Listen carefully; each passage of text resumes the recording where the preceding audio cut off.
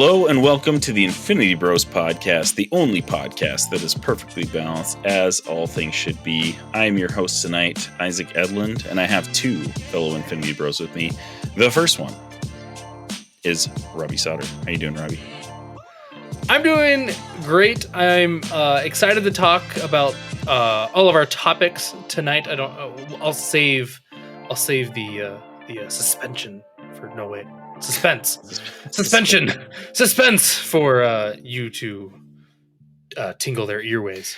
My number two Infinity Bro, and we welcome back Mark Jones. How you doing, Mark? I'm great. I'm glad I'm back from my suspension. From the Infinity Bros. I did my time. I did the things Max wanted me to do for him personally. So, I did what I had to be back. If we were to actually suspend one of us from the Infinity Bros, what would it be for? And who would it be? It would probably be Mark. It would be like Mark went on like a swearing tangent or something. And we're like, Mark, we have a limit. Over the Infinity Bros socials and just it would be a social media thing. Posted the most nasty memes of all time. Yeah. The memes that he shares with us, he starts posting on our Infinity Bros. I just love that I don't even need to share bad memes anymore because the rest of you guys do it for me. That's literally you're just a legend for it, but then now we're the ones that are carrying on your legacy. Anytime like a nasty meme comes, it's always headed with Mark meme coming. And then it's like, all right, let's see if it really is. And then I have to judge That's what you're famous for. How do you feel about that? Are you proud of that? Yeah, I just remember in the beginning, like, what we would consider mid lukewarm memes. Max would be like, dirty, ew, impure. Yeah. And now it's like that would be nothing. Yeah. That's just like a drop in the bucket now. Yeah, exactly. Now it's Chase. Chase is the one that sends the dirty memes. And like I told Max, like, my friends that I grew up with and went to college with before Crown, they were far worse than me. And he's like, whatever, I don't believe you. And then meets Chase and my friend Mark. Yeah. And he's like, you weren't wrong about that. So yeah, your bachelor party, Mark showed us some. And we're like, okay, yep, that's too far. Taste of Mark's, that's too far for us. Mark's childhood growing up. I literally have a friend named Mark who is my best man. So, like, not to get for the people who don't know. So Mark and Mark. Mm-hmm. And for the people who don't know us, the Infinity Bros, go ahead and check us out on Facebook, Instagram, Twitter, TikTok, YouTube, theinfinitybros.com. All the things. You can check us out on Discord as well to get involved in the daily conversation on all the nerd topics that we are checking out. You can also check out latest episode 154 of the Infinity Bros podcast, where we discuss Quantumania. Robbie and I do. Yeah, we did. It's a great episode, by the way. I would say solid like 5.5 out of 6 episode. It's a higher rating than we gave Ant-Man Quantumania. That is also true. So for those of you guys who don't listen to the Infinity Bros podcast, I just referenced our rating system. So we're going to put that bumper right here. Here on the Infinity Bros podcast, everything is ranked from a 0 to 6 point scale. 0 meaning horrible and 6 meaning absolutely excellent. If all of the Infinity Bros rank something a 6, it gets an infinity step. Well, guys, today we're not talking Marvel. We're actually talking a show that we have been reviewing weekly, and it was a little bit of a pivot for us. We did not expect to be reviewing this weekly, but it is The Last of Us on HBO Max. Fantastic show so far.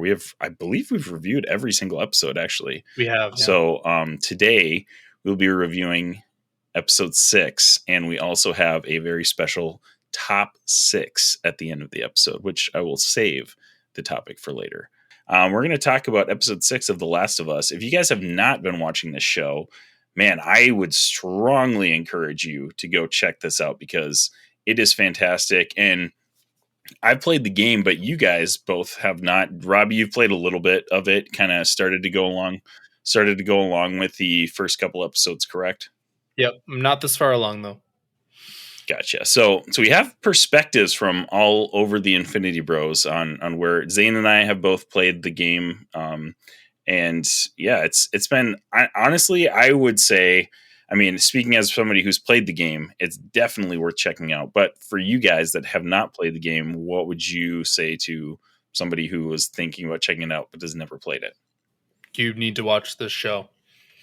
Like, there's no, like, this is turning into when Game of Thrones first came out, and everyone was like, you need to watch Game of Thrones, and there was a whole bunch of people that were like, no, I'm not going to watch it. And then eventually everyone and their mom watched Game of Thrones. Like, you need to watch The Last of Us, and positively, you don't have to worry about like boobs a bunch like you did with the Game of Thrones. So that, I know for a lot of people that was like a drawback. At all. I It was a don't medical, think. it was a Or at medical all, right? situation. Like I don't remember. Oh no, that's not true. I guess in the I was gonna say, second I don't know what episode there Last of Us was you're watching. the girl on the Yeah. table. So there is that, but like, is a medical situation. It's not like you're not dealing with any sex or anything actually in this, like you did in Game of Thrones a lot for the first 3 or 4 seasons. So yeah, if that was holding you back from getting into a popular show, you're good.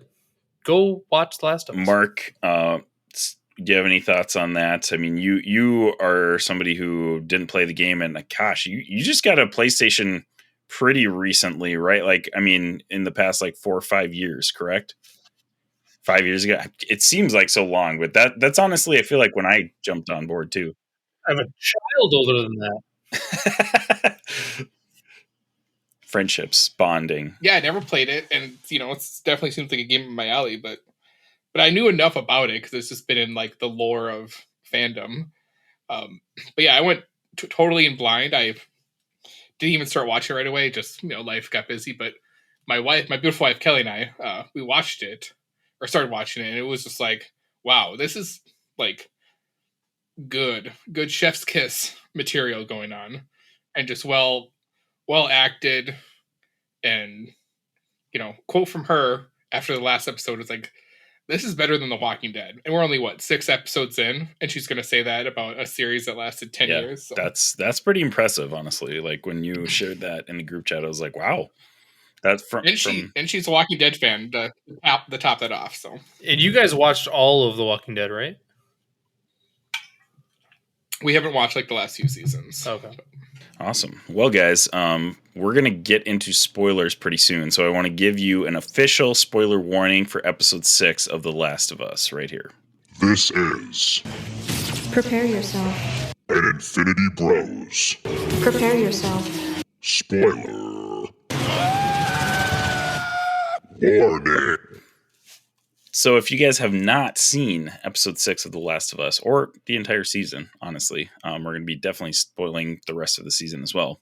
Put this on pause, go back, make sure you watch that, and then come back and listen to the rest of this episode.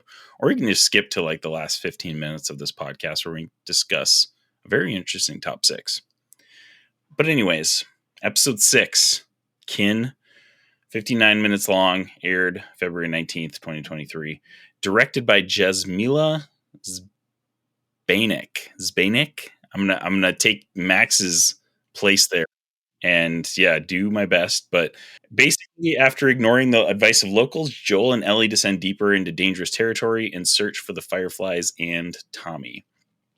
So we've got obviously Pedro Pascal as Joel Miller, Belly Ramsey as Ellie Williams, and Gabriel Luna comes back as Tommy Miller in this episode, Rutina Wesley as Maria, and a couple guest appearances from Graham Greene as Marlon and Elaine Miles as Florence. Honestly, I think let's just go ahead and do just broad strokes. We already gave a spoiler warning, so you don't need to keep it spoiler free. But what overall did you guys think of this episode? I'm gonna let you go ahead and go first, Robbie. First of all, this episode just like hits on so many emotional levels, like this entire series has done. It starts off like really kind of sweet. Like we get a big time jump for this show so far, which is 3 months since our last events. So we jump into, they're on the trail and they find this couple or whatever, and they become the number one greatest grumpy old couple in all of TV. And we hope they get their own show. But then just the emotional hits that just keep coming, especially in this episode. I I can think of like three or four really big emotional hits that happen. Like, and you're just like, every time it's a gut punch, and every time you're like, oh dang, dang. So it's just such an impactful show, and they do such a good job at timing it up and also making so it's like not so much that you're completely drawn out of the show. So it's just so good. There's just so much good stuff happening in it. Yeah, I totally agree. Mark, what did you think of episode 6? I enjoyed it. My like the first part was, you know, when they get to that couple's place where they're more secluded, and it just, I like the whole aspect of what this whole show is giving us, how people can literally, if you're not around big hubs of cities, can survive for for a very long time, basically untouched. And then what this episode also gives us is showing us like a community of like hundreds of people that are surviving well together. And like Robbie said, it's just like an emotional, like, you don't know what's going to happen, because you're like in this episode, you're thinking like, it actually got me thinking like, oh, they're going to split up. And it's like, well, no, they're not. That's not what's going to happen. But, you know, it got me. And then, yeah, I really love how they're, that they, like, everything was set in 2000. Like, is that in the game? Does it happen in 2003 and then it's 20 years later? Like, is that the actual timeline? Yeah, I think that is about the same timeline. It might be slightly different because the game came out, you know, way back in 2016, maybe even earlier than that. I'm not exactly sure, but there is a significant like time jump between when it happened and like current day or whatever in the game as well. Because that's what I really enjoy most, is how everything basically is 2003 max tech. Like, you know, besides maybe like those test finder, like the testing like units that might be a little bit newer, because obviously you have to, you know, mass produce those or quickly produce those. But I just, you know, just the whole like cinematography and like backdrop is just what I kind of really love with this show, on top of, you know, the storytelling. So yeah, definitely along that same line. I don't know if there's this episode or last episode, but there was this moment where I think it was probably, it was this episode, I think. I don't remember. Yeah, it was this episode because they were around the campfire. But anyways, campfire, Pedro Pascal is like putting duct tape around his boot. And it just made me think like, there are no boots produced after 2002. Right. Like, I didn't even think of that until he was duct taping his boot. I was like, yeah, those are scarce resources. Like, anything that is like manufactured is a scarce resource at this point because it's not manufactured anymore. Right. So that, I was like, oh, wow. Okay. And it's great you brought that up, because it makes me think too, because I remember, or I know, like, if you're not, like, the boots that he ended up getting from his brother, my first thought was like, I wonder if those are like new or like they've been used a little bit, because if those were boots that had been sitting on the shelf for 20 years, they might just break apart. They would just fall apart. Yeah. Yeah. So like, you know, you wouldn't want to find new boots. You'd want to find like slightly somewhat used right? Exactly. Yeah. Just really interesting. Like, I mean, we've seen a plenty of, you know, these zombie apocalypse shows, but it's interesting in this show because we're 20 years into this zombie apocalypse. It's not like it just happened, you know, like we're down the road quite a bit. And like you said, we still have these pockets of civilization. Like we get to Jackson, which is this town, and it's like, I mean, we walk into the town and it's like a nice little town. Like, this is not like, you know, just a shoddy like settlement. Like, this is a town. These people have built a community. They've built a place to call home. And like, I don't know, like they go into it a little bit. How about, it's funny how Tommy mentions that like they all live together and everybody's happy. It's all, you know, great. And then Maria's like, yeah, it's a commune. Basically, we're communists. And Tommy's like, we're not communists. No. But she's like, yeah, we're basically communists. She 100%. No, she didn't like beat around the bush. She said, no, we are communists. Right. Yeah. Like, they 100% were like, no, we're communists. Like, yeah, that's what we're doing here. This is a communist community. Like, all right, there we go. But like that makes me wonder, like how long in that environment, because we've seen the rest of the world up to this point. Like we're back in Kansas City, and the people were tearing each other and the government apart. How long can this community last in this situation? And obviously, they've been doing just fine up to this point. So probably a lot longer than any other settlements or anything out there. But given with the map that we saw, it looks like they must not be on a major like travel route. So I think they're secluded enough and far enough north where I'm sure, there's not a lot of people traveling that way because they're like, I don't want to survive in winter times. And, right. looks like they probably have a good, being close to the dam. I mean, there's that kind of like, oh, what if someone finds this? But, and that's another thing that makes me like, I would love to know. It's like, because in the first episode, we get the whole, like the planet warms up enough. This is what happens. So like, I wonder if in this world in 20 years, does it actually still get as cold in Wyoming where they're at as it does now? Or, so it'd be, because that was one thing I noticed is when they're traveling, Joel and Ellie, where there's parts where it's there's definitely snow on the ground, but just like a few days later, it's all green. So either, and it could be they're traveling through mountain range, so it could be lower elevation, but makes me think like stuff like that where it's like, does it really get as super cold? So like you can actually survive year round a lot better that far north. Yeah, I mean they honestly did a pretty awesome job with the backdrop of this show as well, like just showing the different environments that they're traveling through. And we're in Wyoming now, and like you said, going through mountain ranges and stuff like that. And I think it's really cool how we've come from the eastern like seaboard basically in Boston, and now we're here in this like pretty remote, secluded, like you said, off the beaten path, and that's why these people are thriving, honestly. And we saw, towards the beginning of the episode where Ellie and Joel crossed the river, and their scout team was on them pretty much immediately, instantly, after they crossed the river. So they keep a close eye on their surrounding territory, and they obviously have probably more resources than the straggling, traveler that is coming across, their settlement and stuff like that. So they're pretty well seated in that area. And it's really cool to see a thriving community, this deep into a zombie apocalypse. So yeah, that was definitely really cool.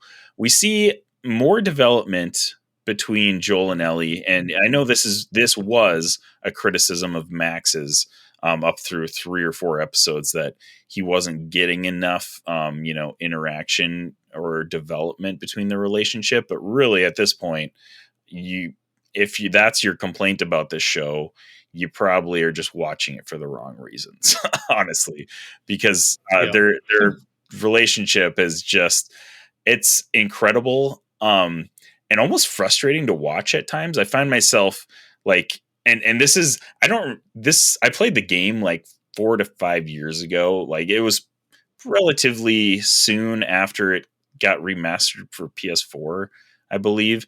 So it's been a while.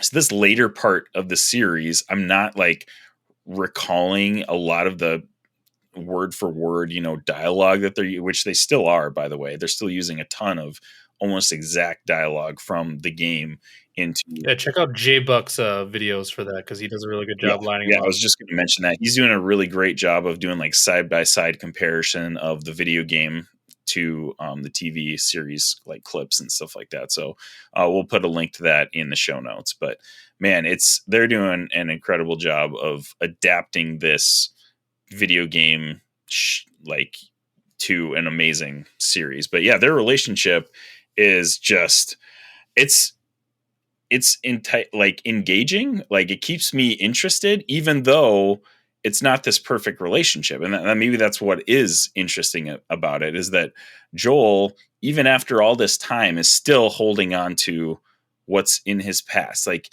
Ellie in this episode learns why Joel is basically so pissy all the time, because his daughter, died in the initial zombie apocalypse. And he's been with her for how long at this point? Like, 4 or 5 months?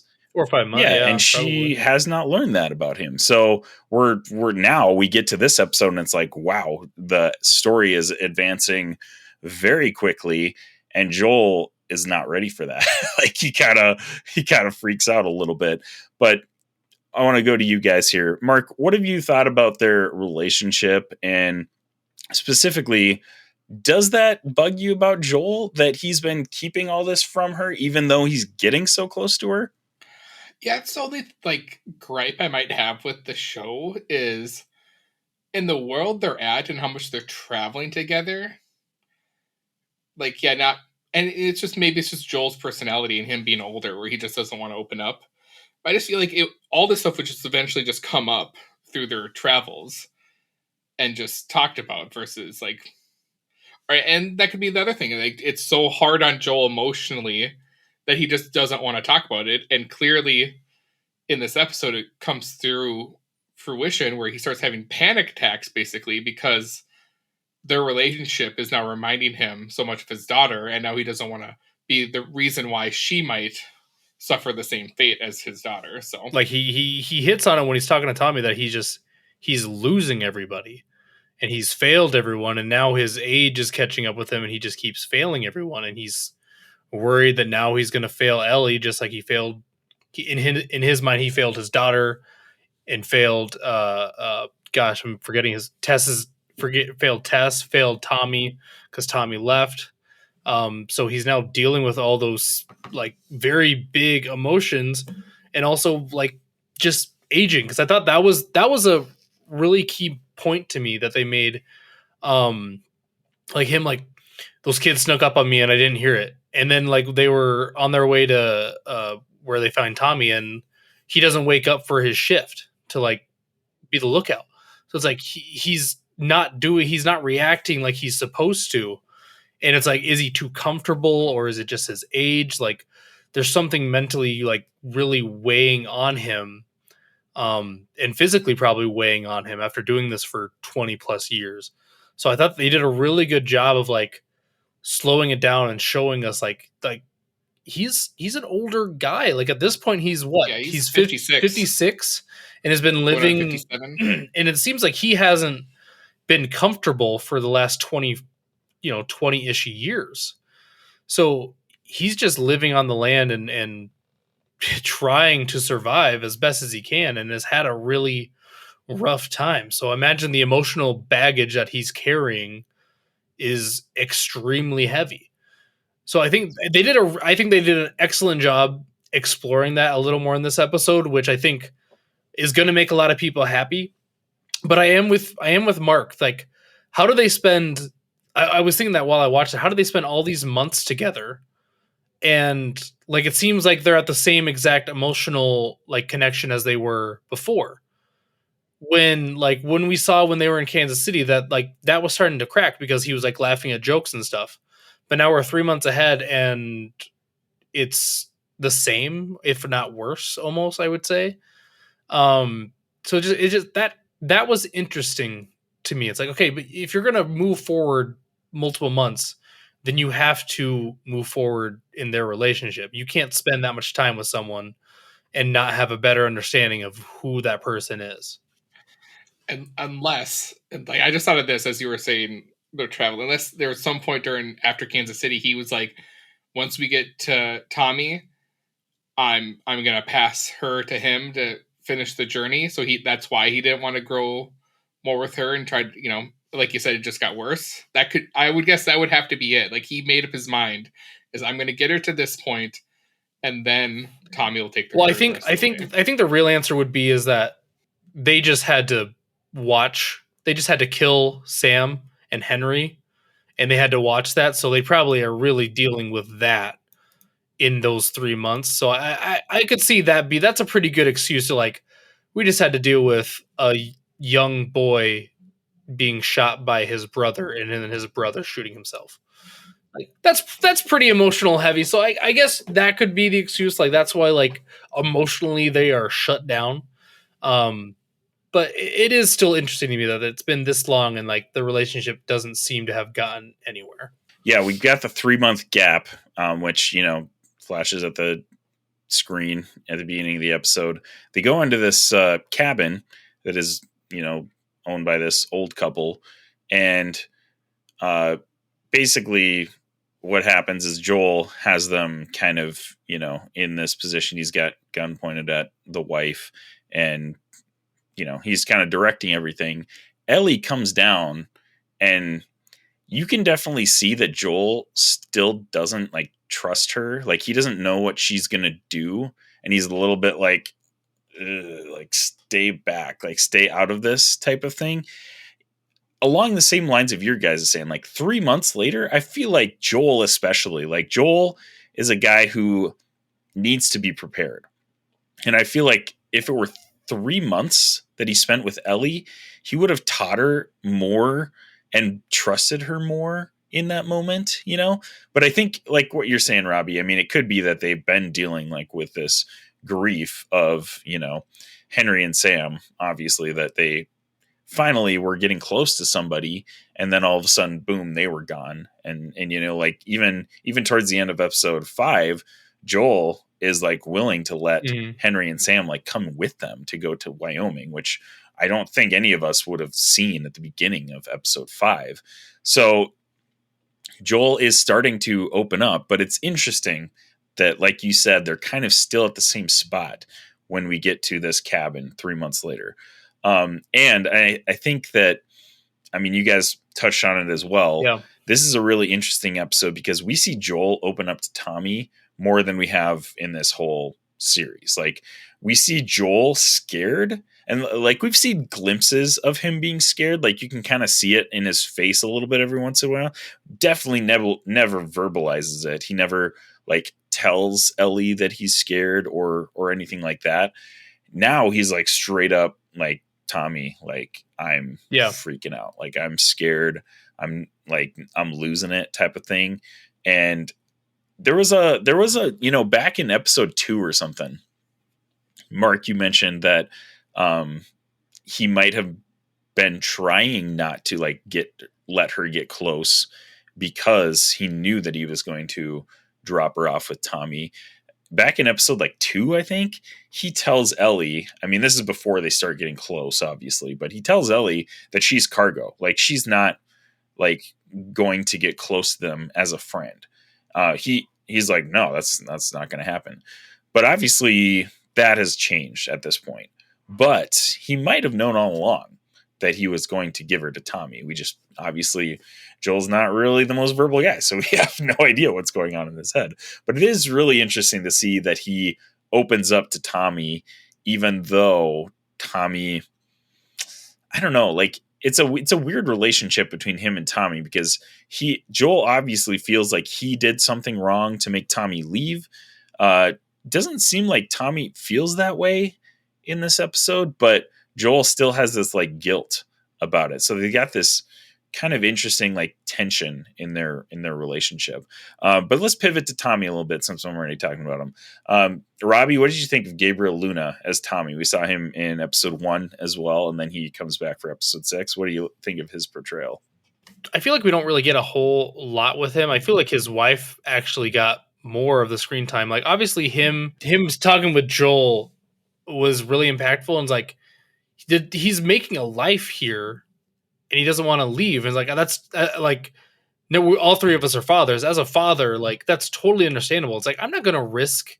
Why would I risk myself to go take this girl on this dangerous journey down here? Why would I do that? No, I'm going to stay here. My wife is pregnant. We have an amazing thing going. Joel, I imagine in his head, he's just Joel, just stay here. There's no reason. This place is from the being inside there, you're probably thinking this place is perfect. Unless you really hate communist, this place is just perfect. They have everything. They do everything in house, and they clearly have a really good team that goes out and takes care of any people that they don't want around. It's Joel, you would be perfect. Just lead that. Ellie can get to be a kid. Eventually maybe they'll figure out some sort of medical plan and they can move, they can move on. So I imagine like it's very. I felt like I could feel that in him. Like, no, I'm not gonna do this. So I feel like he did a really good job just portraying that. And like, obviously, he also has to like be a brother and understand. Like, my brother just came across the country during this apocalypse to like just to see me again.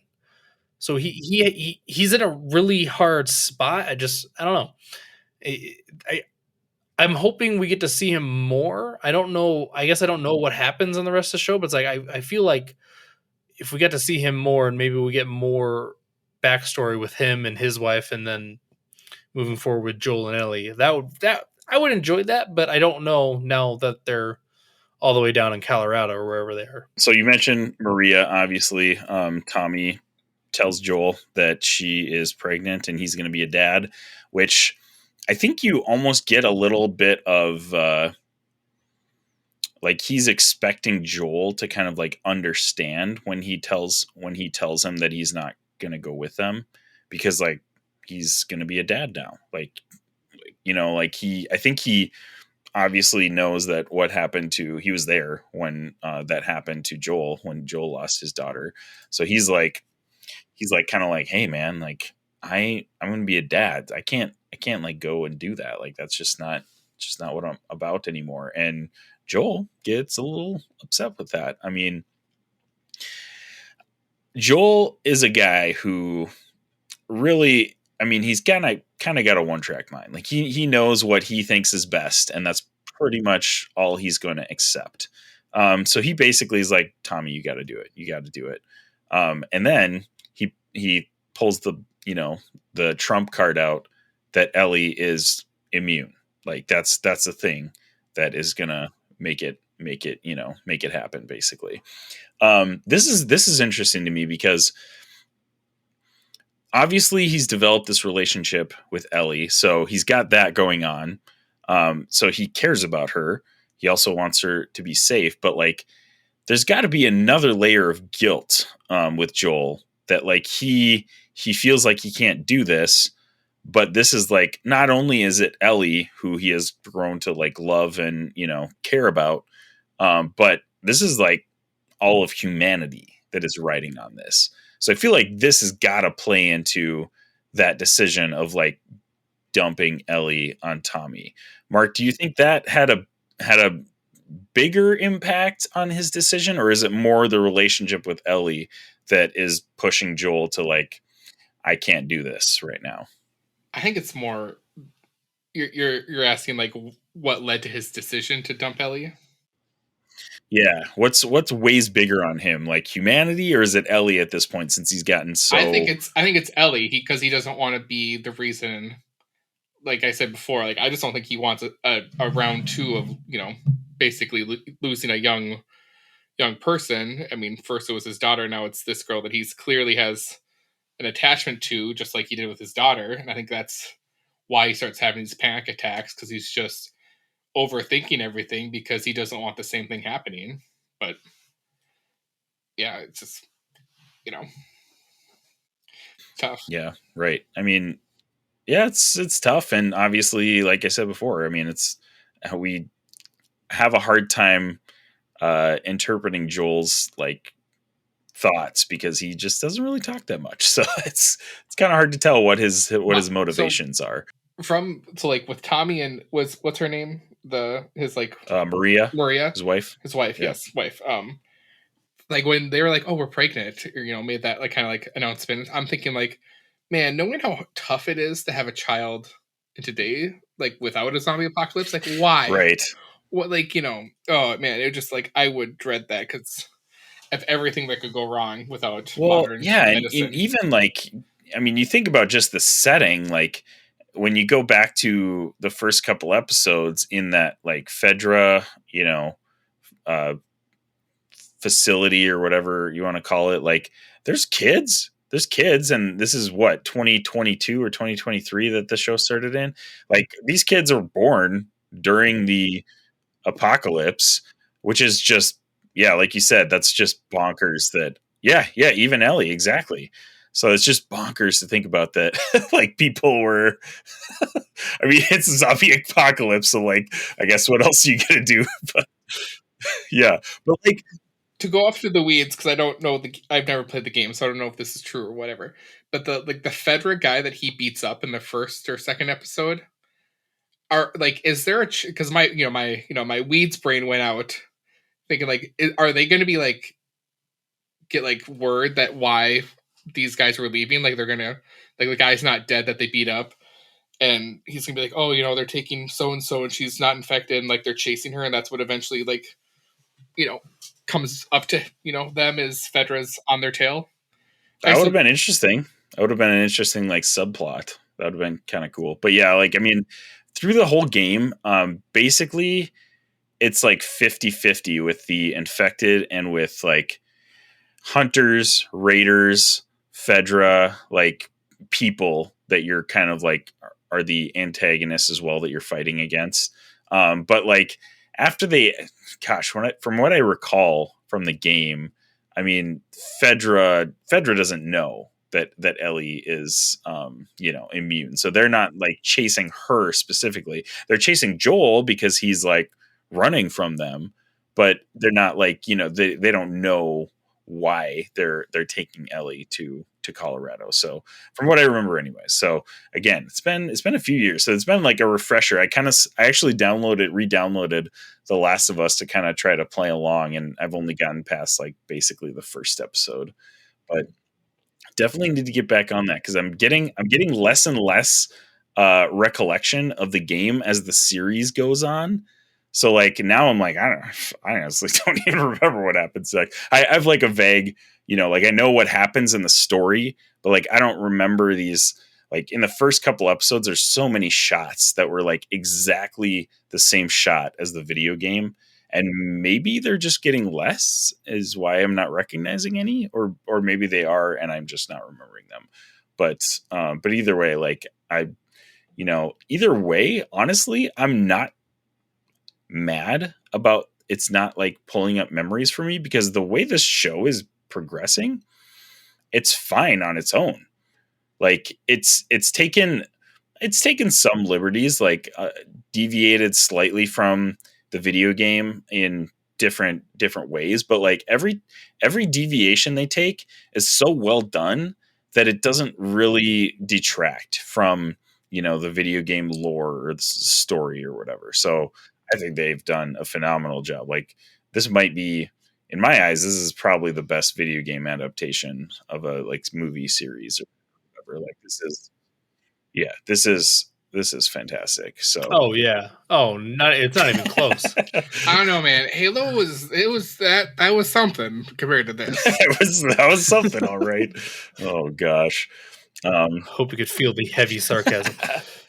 So ultimately, at the end of the episode, Joel decides that he is going to go with Ellie.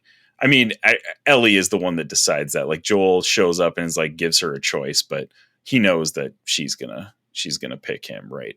Right. So yeah, so then they set off and they eventually get to the place where they thought the Fireflies were. They get to this like abandoned university hospital type place, and they kind of search around, kind of find out that they went to a different facility, went to a different place. What I hated, I'm sorry, but when they were riding their horse and their idea was like, oh, let's leave the horse tied up to a tree. No, dude, there's no one around. You bring that horse inside and tie the horse inside. Like, you take the horse wherever you want. Because it's like I don't know. I guess maybe the thought is like there could be infected inside. Maybe I'm just saying, like, you could have at least gotten to the entryway, especially when we got in there. It's like, this is huge entryway. Especially bring them in the entryway for sure. Like, I mean, don't leave them out in the. And we just saw monkeys out there, so it's like not only could there be raiders, like these monkeys could be like harassing or attacking the horse. Yeah, right. And this is, this is maybe no. I think this is about the same time as it is in the video game, but like they see monkeys in the show, but like they actually see like giraffes and like other random animals that were in the like zoo. There's no way we don't get that eventually, Isaac. You just ruined it for Mark. Now I wish there was a giraffe. Why aren't they riding giraffes? Well, no. because that is a huge scene in the video game. If I'm remembering correctly, that's right when they get to that university. So that's why I mentioned that. If I'm remembering correctly. I can't imagine that scene's not going to be in this show. Yeah, that would be sweet. That would be like, if we keep going and this show keeps doing amazing, and like it's obviously been a 6, like by the end of it we're going to say it's a 6.6 out of 6. It's going to be an Infinity Snap. But if that isn't in there, I'm giving it a 5.99, because that's like, I haven't even played that scene, but I've watched that scene multiple times in videos and been like, that's freaking amazing. Like, there's no way that scene doesn't make it into this show at some point. Well, they better. I mean, it would be in the next one if it were, for sure, because there's only let's see, 3 episodes left. But she won't be with Joel in the next one. So yeah, because it looks like the next one's like here's what Ellie was doing before she wound up with Joel and Tess, or in Boston. So yeah, it definitely looks like it's going to go into her backstory a little bit. Is that what you guys thought? You guys thought it was her backstory? I think it's her backstory, because like my beautiful wife Kelly and I were talking. It's like, because it would just seem kind of odd that a group finds Ellie and a dying Joel, and then like makes Ellie go into like a mall type area. Go to like an academy for girls, basically, to be trained. That's what it seemed like. It just seemed odd, like that would be what happens. Just knowing the general storyline, like it's definitely backstory. Because, gosh, do I want to like? I don't want to spoil you guys. If don't give up too much. If you say it's backstory, I'll believe you. I don't want to we'll leave it at that. It's definitely backstory, because the story is not. There's not that much story left. Like, we only have 3 more episodes. So yeah, I'll leave it at that. I don't want to spoil too much. We finished. So besides what happens at the end, where Raiders do show up at the end of this episode, and then Joel does what Joel does and like fights him off, and then still gets stabbed somehow. But if they had the horse in the building with them, they could have just hopped on the horse and rode out of it. Exactly. Yeah. But okay, so did we learn like in there that they like dispersed somewhere else, like to Salt Lake City? Is that kind of what we got from that scene? Like the people that might have been at the facility? Right. Yeah. So basically, they when they were looking around the facility, they found that map that they moved to a different facility that, like you said, is in Salt Lake City. So, gosh, where are they? They're in Colorado. Are they in Boulder? They're in Colorado. I think they're somewhere. They're at Colorado State. Yeah, Colorado State University or something like that. Yeah. They said it was a 5-day journey from where they were in Wyoming. So I just can't imagine it's like Colorado State and Colorado Springs. I thought it was like Northwest or like Northeast University, something Colorado. Oh, we're getting a geography lesson from Mark, because I don't. They're at a university in Colorado. Maybe it's whatever, man. It's University of Colorado. What more do you want? This is what I do want, Robbie, from this, because I love this stuff, like the faux history. Like, I want to know what happened, like what happened in the States with like our government and everything. Like, just I would love to know that stuff. See, that would be fun to get like Last of Us spin-offs of like just like a random city and just see it descend into chaos. No, the only spinoff I want is that old couple. The only spinoff I want is just that old couple, and how the heck they have survived for the last 20 years and no one has found them. Because even like while they were walking away, I was like, that doesn't seem to make sense. Like, 'cause they have like smoke coming out of their house. Like, I understand that these things can't survive in a cold tundra area. So if they're in a place that doesn't have a lot of like people can, sure. But even Joel makes it sound like, oh yeah, you're very well hidden. So they might be in a spot where, yeah, maybe with the right wind. And if they're in Wyoming, Wyoming's like one of the windiest states. So I know, I just find that hard. But I love them though, and I want an entire series surrounded by them. Even like they could have their own podcast. Like they just pretend to have a podcast for just them. Just like how Marvel's dropping the ball, not like putting out the Audible book of the Ant-Man book from Quantumania. For real. Like, I mean, you can purchase that though, can't you? You can purchase. You can buy it, yeah. Really? Let me look it up. That is a real book you can buy, Mark. I'm gonna look that up because I'm like fairly sure what it's called? heard that. Watch out for the little guy, I believe. Yeah, I'm pretty sure you can physically buy that book. But like I'm saying, like the Audible, where like Paul or If Paul Means Rudd it- was reading it, Yeah, like- that would be sick. like it's all part of it. That would be okay. But Yeah, yeah. the Ant-Man podcast that he mentions, that they mention in Ms. Marvel, yeah, I'd listen to that. Goodness, that'd be That'd fun. be awesome. Yeah. Well, anyways, we have next week to look forward to. Looking into probably a little bit of Ellie's backstory. And I don't know, like I'm assuming we're gonna get like flashbacks, so we'll see some of, hopefully Ellie saving Joel. Yeah, so we'll see what happens. But Okay, so I assume he doesn't die. so watching with my beautiful wife Kelly, as we see the wound, like the end of the baseball bat, the handle of the baseball bat in his stomach, Kelly's like, he better not pull it out, but he's gonna pull it out. that's the nurse in her. Yeah. So like I'm just imagining you thought the same thing. Like, don't pull it out, leave it in.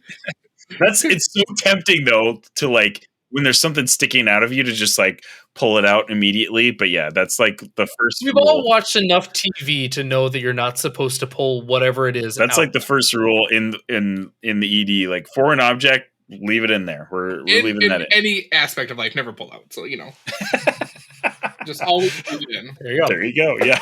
There you go. There it is. But yeah, we'll probably get a little bit of, Ellie saving Joel, because spoiler alert, Joel survives. So Does she just automatically does like she's able to update her attributes to be like surgeon and medical professional?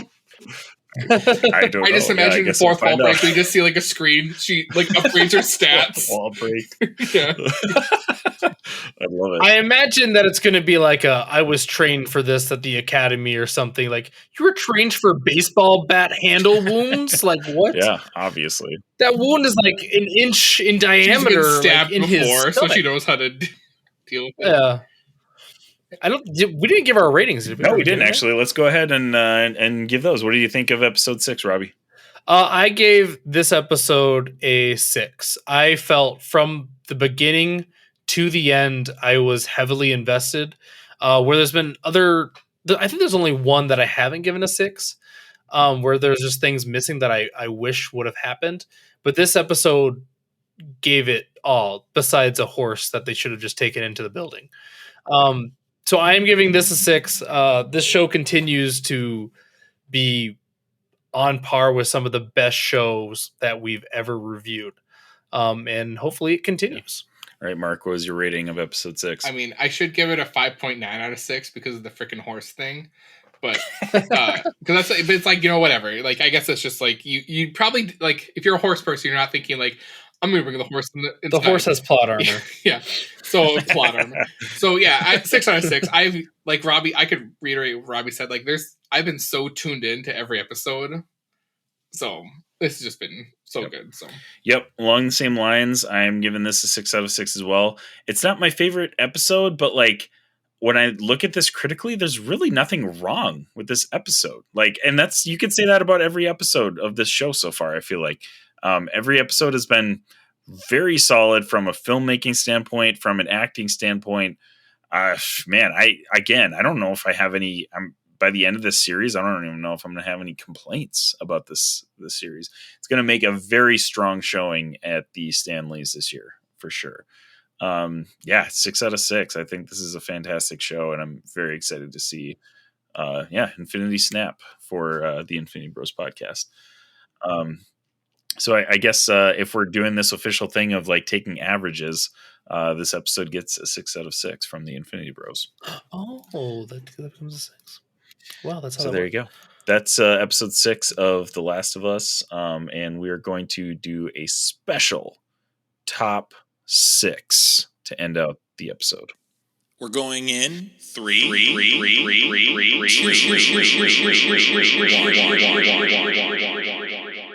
You're entering the top 5 on the Infinity Bros podcast. Starting now. Well, guys, last week was Ant-Man and the Wasp Quantumania. If you guys are still listening, make sure to go back to episode 154 of the Infinity Bros podcast to listen to our full spoiler review of Quantumania.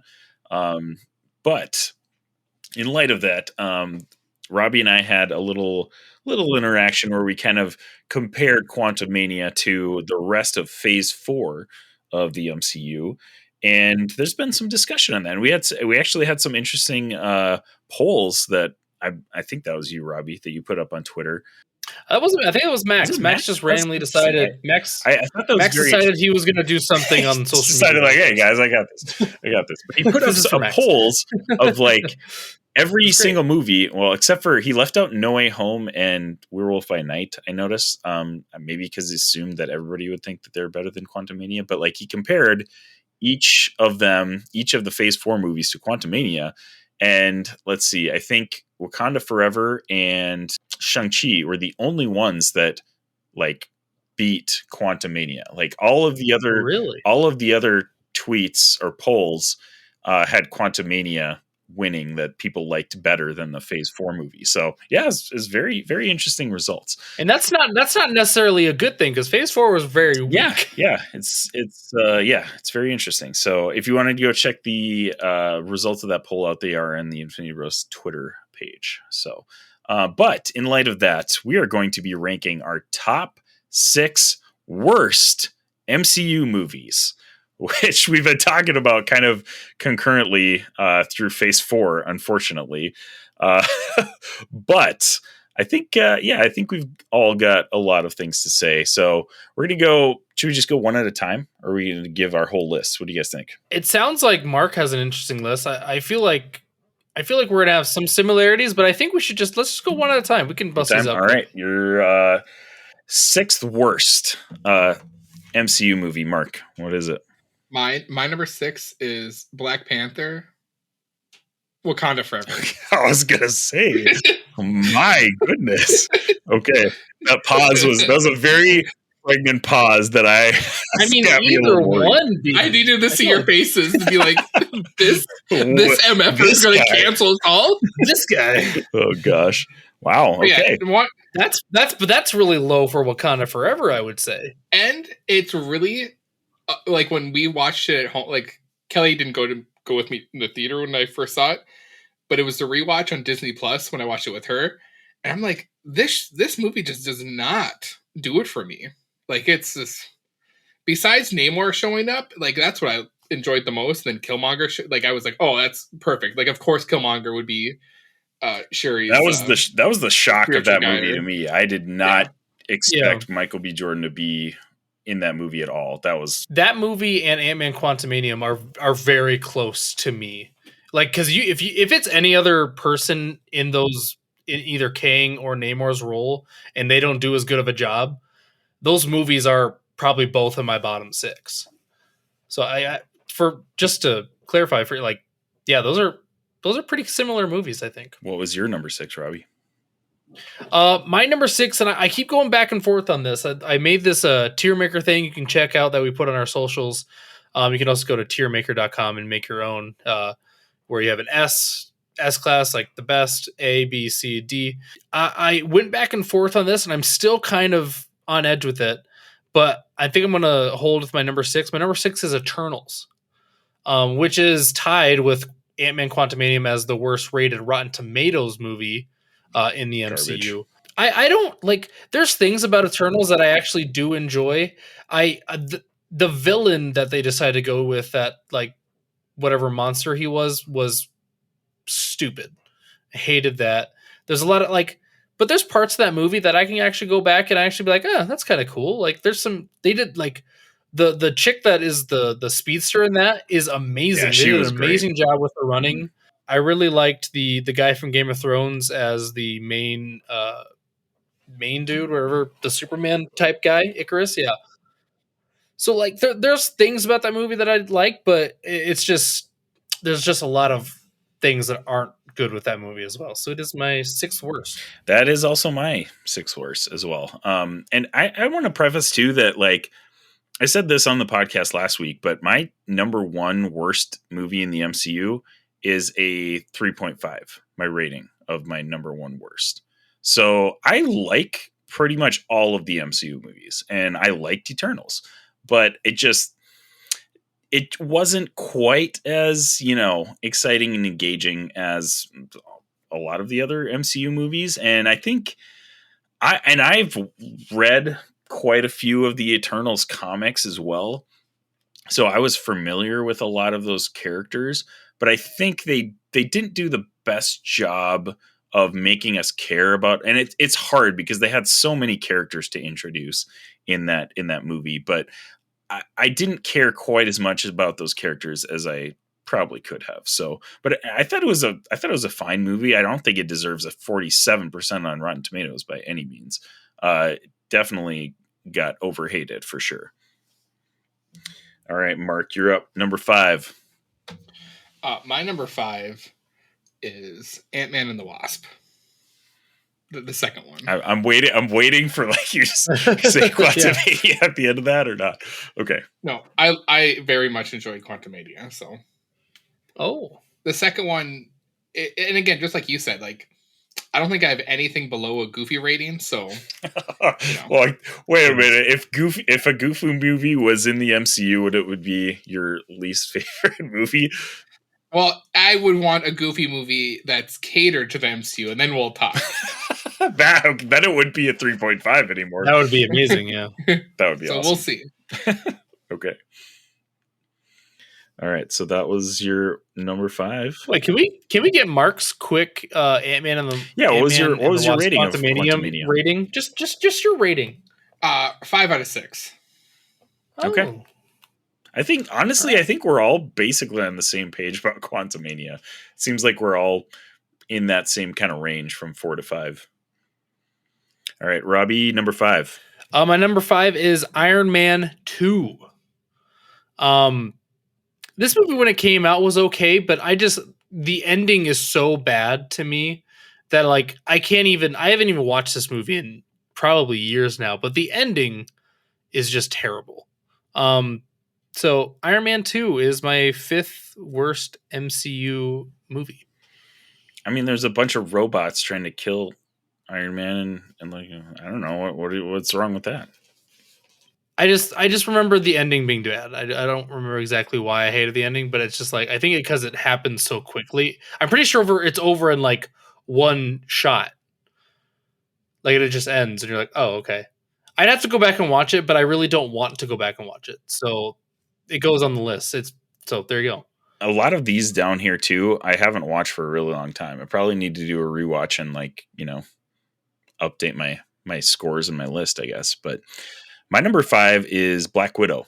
Yeah, just not really the greatest film. I think it had some good parts in it and it had some good action. I think the CGI definitely suffered a little bit, and I don't know if that was a COVID thing or if that was just when Marvel started shortchanging their CGI artists or what the deal was, but there's some goofy CGI in that one. But David Harbour as Red Guardian is fantastic. I absolutely loved him. So there's still good things about that movie. It was fun. But yeah, overall, not really the greatest movie in the world. Mark, number 4. Mine's also Black Widow. And if my memory serves me right, that movie was supposed to come out in May 2020. So I don't think any of the CGI would be related like to, it was such unless they did reshoots for when they put it on streaming. So yeah, it was just they started getting skimpy on their CGI, I guess. I don't know. Weird. All right, Robbie, number 4. My number 4 is. Did I mess up my 1, 2, 3, 4? Oh my gosh, I messed up my rankings. That looks like we got a new ranking from Robbie. I'm an idiot. Iron Man 2 is actually my number 6. Number. Wait, 1, 2, 3, 4, 5. What are we on 4? We're on 4. You need to change your ranking. I messed it up. Yeah, Iron Man 2 is actually number 6. Eternals made it to 7. Ant-Man and the Wasp is actually my number 5. Sorry, I suck at. I can't count. Robbie has a hard time counting. It's okay. I have a hard time counting. Ant-Man and the Wasp is number 5. Completely forgettable movie. Don't like it at all. My number 4 is another Iron Man. Iron Man 3. I feel like this movie was. I feel like the first MCU movie that a lot of people are divided on. And I just didn't enjoy it that much. It was it's the same thing. Like they had a lot of good things to it. It just wasn't a complete package to me, so it lands at my number 4. Yeah, I think we'll talk about that a little bit later because it's actually further on my list here. But my number 4 is Captain Marvel. I really liked the setting in this, actually, like the 90s setting, and I like Brie Larson, honestly. But wow, the script was just garbage in this movie. Didn't really do them any favors. And like, you know, when we go back to these older MCU movies, and I haven't watched Captain Marvel since it came out, but I remember the CGI being good in that movie. Like, I remember it being good. So that's why it's like when we go into phase 4 and it starts getting shoddy, it's like, man, even Captain Marvel like looked better than a lot of these movies, you know? The bad CGI started with Black Panther. Yeah. The end of Black Panther has a really bad CGI. When they're in that dark room and they're fighting, that's the only thing that bad. knocks down my score on Black Panther, honestly, is that end scene. For sure. I didn't think it was like completely awful, but it's not comparable to the rest of the movie. It's awful. Oh, okay. I go back and watch it. I've watched it. We watched it before we went and saw Black Panther: Wakanda Forever. Oh man, I would say it's really, really bad. It's not the worst CGI I've ever seen. It's PlayStation 2 graphics. Oh my gosh, it's not that bad. Wow. Okay. But yeah, Captain Marvel. Some things I liked about it, not so great. Mark, what's your number 3? My number 3 is Captain Marvel. Okay, good. Some people really don't like the first Avenger, so like I wouldn't have been shocked if that was on your list. Those people suck. Yeah. People are dumb. Anyway, if you would have asked me 5 years ago, yeah, it might have been a bottom 6 for me. Mm-hmm. The first, but now Avenger, we just have so many movies. That I rewatched. Like, I feel like every that movie year grew on me. Every year, my beautiful wife Kelly and I rewatched these in their entirety. So look at you. Mm-hmm. Yeah, all right, Robbie, number 3. Let's just continue the trend. Captain Marvel. There you go. Is my number 3. You guys already hit on it. It's just not a good movie. Max is going to be real sad.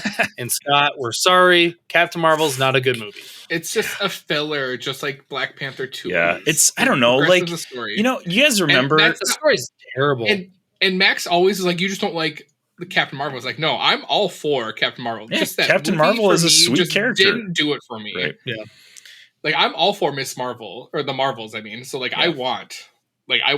I'm excited for that movie. Right. So. I think Captain Marvel is comparable to, like, you guys remember in phase 1 when they did Iron Man and everybody was like, holy crap, MCU is legit. Like, this is amazing.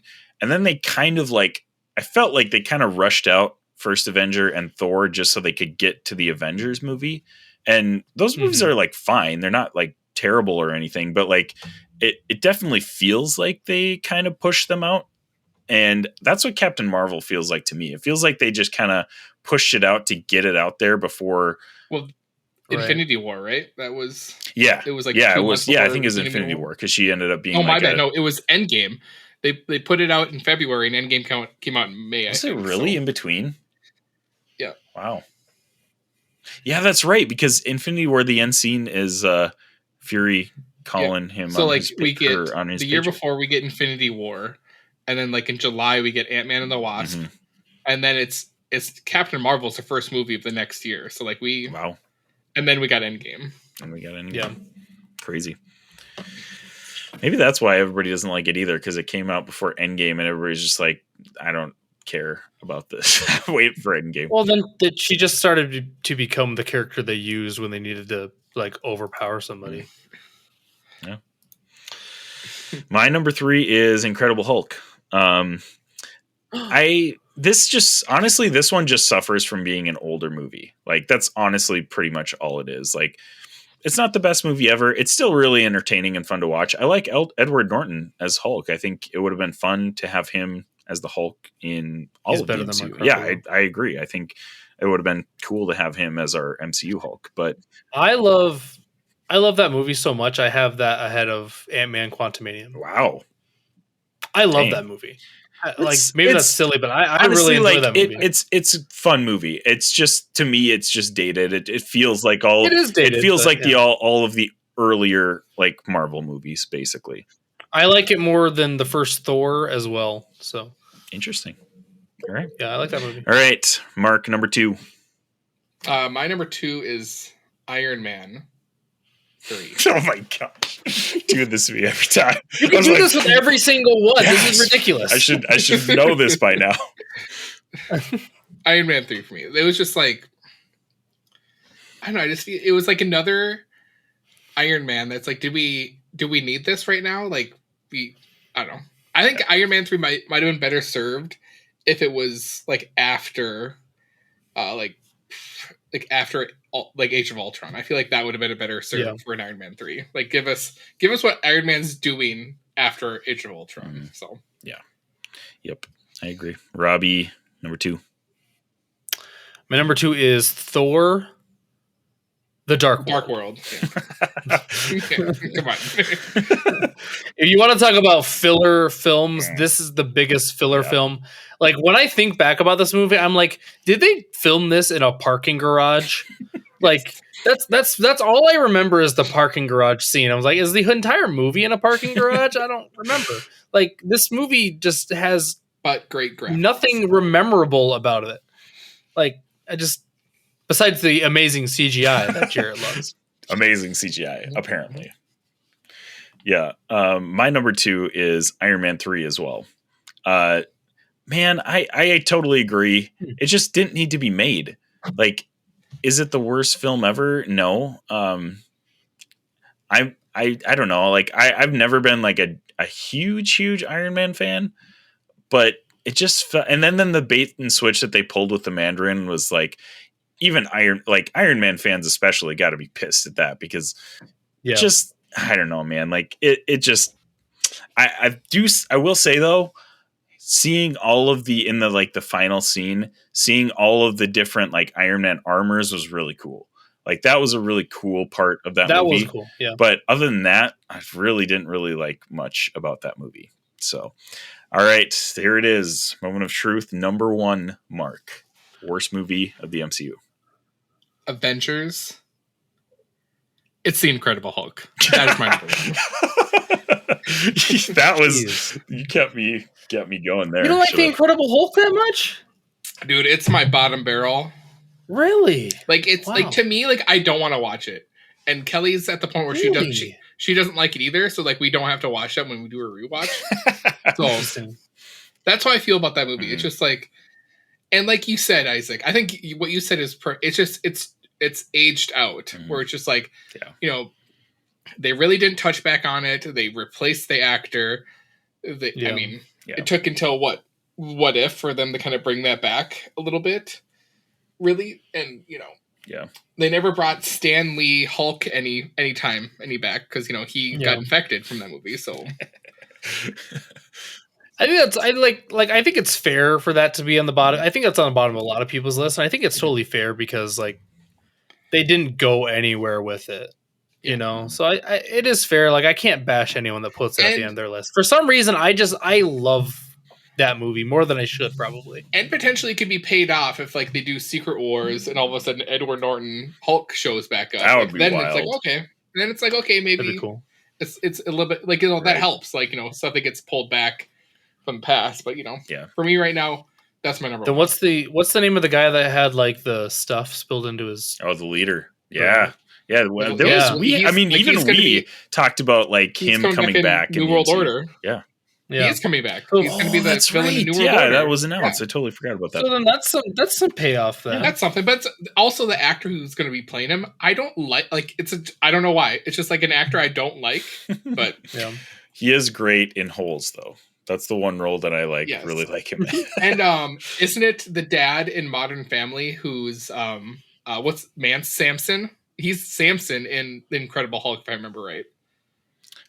You know, you're Samson, totally right. Like the boyfriend, right? No, the dad, like Dunphy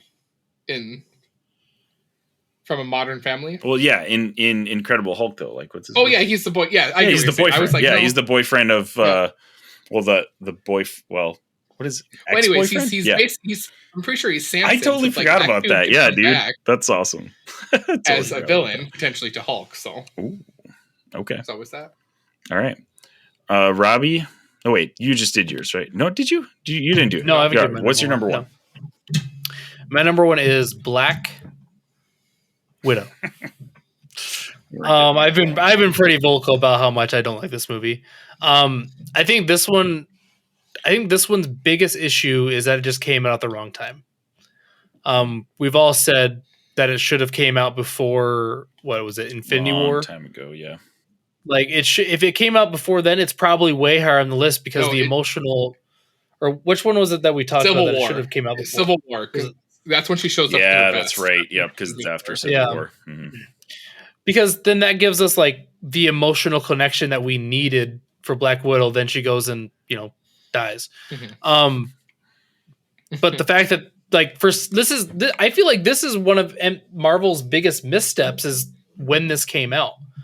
Like I feel like this one was like Marvel was like, oh crap, we screwed the pooch on this. But it's another filler movie where it's like, well, they're just introducing characters for us in the future. Right. That's Well, literally like. But it wouldn't have been a filler movie if the emotional impact could have been like we could have got that emotional impact when she passed away. Right. Like, but we don't get that. She's like, this movie came out after she died in the MCU. Yeah. Like, yeah, that's where. Well, I mean, makes no we sense. don't know that unless they're going to do something where Captain America becomes Nomad and. They don't want to pay her anymore. I don't think. Okay. Oopsies. So that like maybe if the timing was different, maybe I would have enjoyed this movie. But couple that like the bad timing with like just the jankiest CGI. Yeah, it's the worst MCU movie. I think if I had to rate it, it'd be like a 2, a 1.5 or 2, like somewhere around there. Like it's real low on the list. What'd you rate Incredible Hulk, Mark? A 3.05, just barely above a Goofy movie. Barely. All right. So stupid. My number one worst MCU movie is Thor: Dark World. To be honest, I don't remember like any of this movie. Like I've forgotten the whole thing. Like I do remember Malekith being the Ether. The Ether. Yep. I do remember the Ether. I remember Malekith being one of the most forgettable villains of all time. Like I don't think he was a good villain at all. Definitely the worst villain in the MCU that I can remember. Movie where Loki dies, if you remember. So like after this movie, Loki's dead to us until he shows back up. I don't remember that at all. I would have to go back and watch that because I do want to like watch it again to see if it's as bad as I remember it being. But like, yeah, it's probably the most boring MCU movie as well.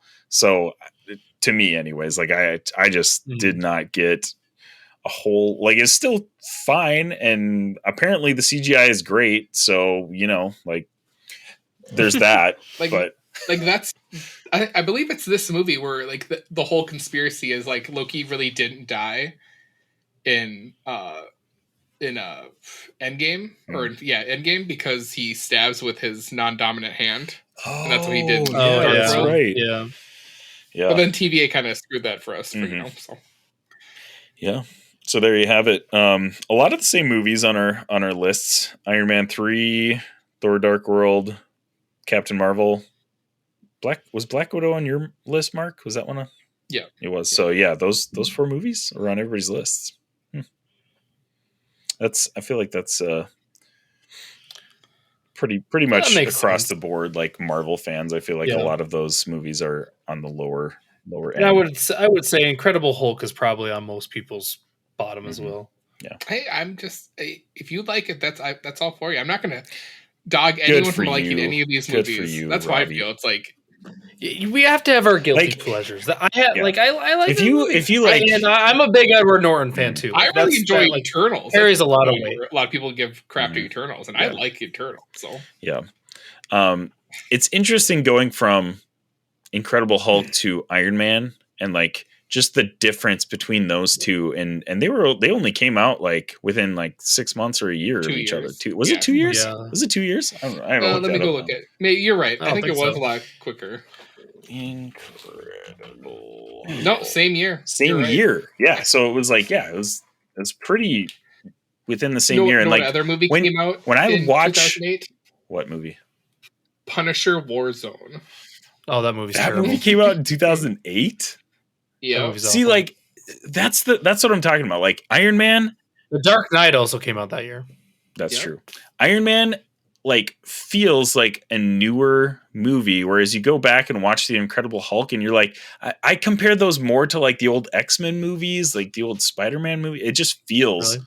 old, like even though It feels like the old format for making superhero movies. right. And So you're saying like it's not part of a bigger picture. yeah, but Well, it's also at it the just beginning, feels those movies weren't. I don't think there was a big picture quite yet. No, there was for Iron Man because they had the but end scene Iron Man- with Samuel L. Jackson. Iron Man wasn't produced by Disney. It was still Paramount. Columbia Pictures. It's Paramount. Or, I thought it was Right, Columbia. yeah. but they still had a plan. Otherwise, like there's the whole cutscene with Samuel L. Jackson. They Yeah. had something in mind. yes, They did. were doing something. But it was all predicated on them being successful. Right. And that movie is still great. And Incredible Hulk still made $260 million, but only so they probably broke even on that movie. So Well, and back then that's probably pretty good. I don't remember like Yeah, that was I before. think all the box office numbers have kind of gone Right. crazy That was now because before every single everything. Marvel movie does amazing. well, and the cost of going to movies like skyrocketed from 15 years ago. Yeah, I so. wonder if adjusted gosh, for that's- inflation. Oh, that'd be- you just made me feel so old when you said 15 years ago. 2008 was like a year or two ago. What are you talking about? I still remember going to Yes. Iron Man in Cool. theaters, dude. Oh, Jeez. wow. Oh, do you see The Dark Knight in theaters? Yeah. Yeah, midnight showing. I dumped a Midnight showing. large. We were Yeah, talking we just talked about that last episode. Yeah, me and Isaac just talked about how like midnight showings used to be the best thing, and now Thing they're of the just dead. past. A thing of the past. Unfortunately. Yeah, because teenagers don't want to be up at 3 a.m. No, it's not cleaning up after teenagers' you guys. fault. It's not teenagers' fault. It's freaking I was so freaking happy when theaters, they went man. Thursday night at 7. I was like, oh, great. Yep. I'm going to stay I know. up. freaking. And how And was you the had to theater wait for in you? line because there was no reserving seats. You had to line up. Right? Exactly. Oh yeah, it was amazing. Get there like hours early just so you could get like a seat where you could actually see the movie. This is super- theater this screen. is Or go with a super friend random. that you're like, hey, I'm gonna go get seats. You go get snacks. Bingo, bango. Yeah. So this is super random, but like back home, we don't have a very big theater. Back in Storm Lake, Iowa, and I For imagine some it's reason- a projection screen that he like cranks, and it's like you get No, four there's- people to sit. there's three screens. There's like one main area, and then there's like two smaller ones. Sure. For some reason, The Longest Yard was like the biggest movie ever there. Like they put it in one of the smaller theaters because they were like, oh, it's just like The Longest Yard. It's not that big of a deal. And like they let people stand up watching that entire movie. Like there was no like like they went to a concert. Like it was the weirdest thing. But like we went to something else. I don't even remember what we went to. But like I just remember like why are there so many people that want to go to see The Longest Yard? Like because they just had standing room. They were like, yeah, go ahead. Like you can have a ticket, but you don't have a seat. Like it was ridiculous. That is when Why, Adam like, Sandler was like real popular. peak Adam Mhm. Sandler, and I think that's a hilarious movie. I It love is that a movie. great But like movie. I just remember that. I've always remembered that for some That's- reason. Whenever that's you so talk funny. about like opening nights, like yeah, like Storm Lake, Iowa, they had standing room for The Longest Yard. Good times. Good times. I don't know. It's so weird. Well, guys, we've been talking for a very, very long time. So I feel like we should probably let our listeners go. Fine. Wherever you're listening, however you're listening, thank you so much for making us a part of your day or night. Well, listeners, it's been real. It's been fun. Has it been real fun? It's been It's real been fun. real fun. It's been real fun. Thank you so much, guys. Robbie, great work. Oh, that's yeah, it. No, I wasn't going to say anything else. Good job. Just great work. You're I'm proud of welcome. you. There you go. Just something else. Mark, Thanks, it's Dad. fun to see you again. I'm glad to be back. Hopefully, I don't get suspended again and then off for a few more Only months. But you never know. time will I'm a wild tell. card in this group. That's true. You are the wild card of the Infinity Bros. Check us out on theinfinitybros.com, Twitter, Instagram, Facebook, TikTok, Twitch, YouTube, Hive. I don't know. I think we're Mastodon. Mastodon. Are we on Mastodon? I don't know.